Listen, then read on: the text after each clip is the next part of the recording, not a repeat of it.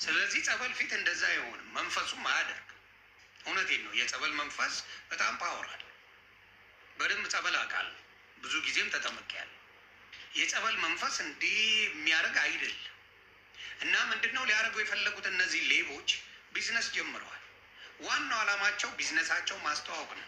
እሷ እንደዛ የምትምነቀነቀው ቢዝነሷን ለማስተዋወቅ እንጂ ስለ ኦርቶዶክስ ጸበል፣ ስለ ስውሯ ማርያም ጸበል አይደለም። እዛ ላይ ማስተዋወቅ የፈለጉ እየገለፈጠ ምን እያለ መታችሁ ሰዱ ምናምን የሚባል ብልግና እየሰሩ። ስለዚህ ማናችሁም ነው ማሆን ሌላ ቤት የተለመደውን ይሄ የወሮ በላ የዱርዬ ነገር ኦርቶዶክስ ቤት እንዳታመጡ።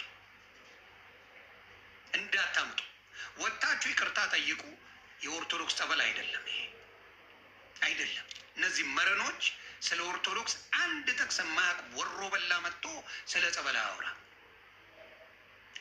ሊያወራም አይገባው። ስለዚህ ጸበል ሲደረግ ዲያቆናቶች አሉ፣ የቤተ ክርስቲያን አባቶች አሉ፣ የሰንበት ተማሪዎች አሉ።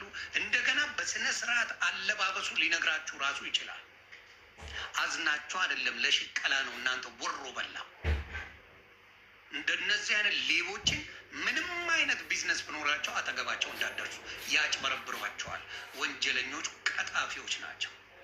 በመጀመሪያ ስለ ጸበል የምታውቁ ከሆነ በሃይላንድ እንደማይደረግ ታውቃላችሁ።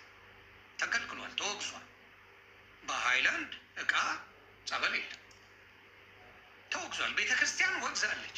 ቤተ ክርስቲያን ካደረገች እንደዛ እነዚህ አጭበርባሪ ወሮ በላ መጥተው በኦርቶዶክስ ስም ለማጭበርበር ለማታለል ሲሉ ቀና ብላችሁ ቤተ ክርስቲያናችሁን ጠብቁ። ይሄ የተጀመረ አጀንዳ ነው። ኦርቶዶክስ በአርሲ ጉዳይ አንጀቷ ርር ብሏል፣ ቅጥል ብሏል። ከተወሰነ ጊዜ በኋላ ወሬው ተዳፍኗል እንደምታዩት። አሁን ደግሞ በየመንገዱ የጸበል ችርቻሮ ሊጀመር ነው። ስሟ ሊጠፋ ነው። የኦርቶዶክስ ልጆች እንደዚህ አይነት ነገር ላይ በደንብ ጠንቅቀን ካልጠበቅን ምን ማድረግ አለብን? ነገ እንደ ሌላው ቤት መሳቂያ መሳለቂያ ነው የሚሆነው። ስለዚህ ኦርቶዶክስ ወንድምና እህቶቼ እንደዚህ አይነት አጭበርባሪ ወሮ በላ ማፈሪያዎች ስትምነቀነቅ ሆን ብለው ኦርቶዶክስን ለማስጠላት እንደዚህ ናቸው እያሉ ሊያሰድቡ ስለመጡ እንደዚህ አይነት ሌቦችን አጋልጡ፣ አጋልጡ፣ አጋልጡ። እንደዚህ አይነት ቀጣፊ ሌባ አጭበርባሪ አጋልጡ። እንዴት እንደምትነቀነቅ አይታችኋል። እንዴት እንደምታደርግ አይታችኋል። ጸበል እንደዚህ ነው የምትናገሩት? እስቲ ንገሩኝ። እስቲ ጸበል ቦታ ላይ ነው? ጸበልን ነው እንደዚህ ስለ ጸበል እንደዚህ ነው የምትናገሩት? የኦርቶዶክስ ልጆች እስቲ አምጡልኝ። ሌሎች እንደዚህ አድርገው ቪዲዮ የሰሩ አንድ ሰው አምጡ፣ አንድ ሰው አምጡ። እንደዚህ አድርጎ ስለ ጸበል ቪዲዮ የሚሰሩ አንድ ሰው አምጡ፣ አንድ ሰው አምጡ።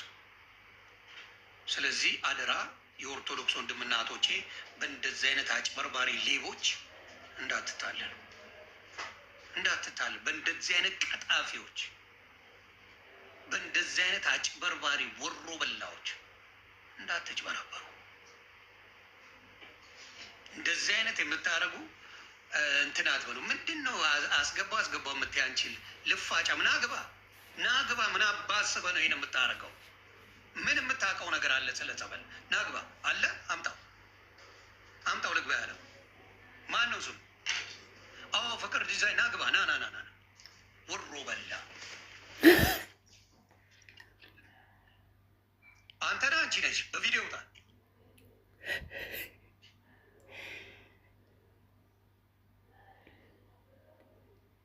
ትሰማለህ ወይስ ትሰማያለሽ? ልፋጫ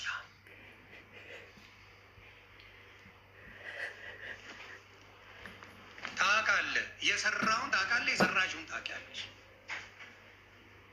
ታውቃላችሁ የሰራችሁትን ሌባ ታውቃላችሁ የምትሰሩትን። ለምን አስፈለገ?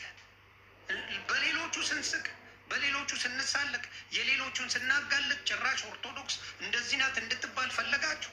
ስንት የሚሰድቡበት መንገድ ያለ ሌላ ትጨምራላችሁ።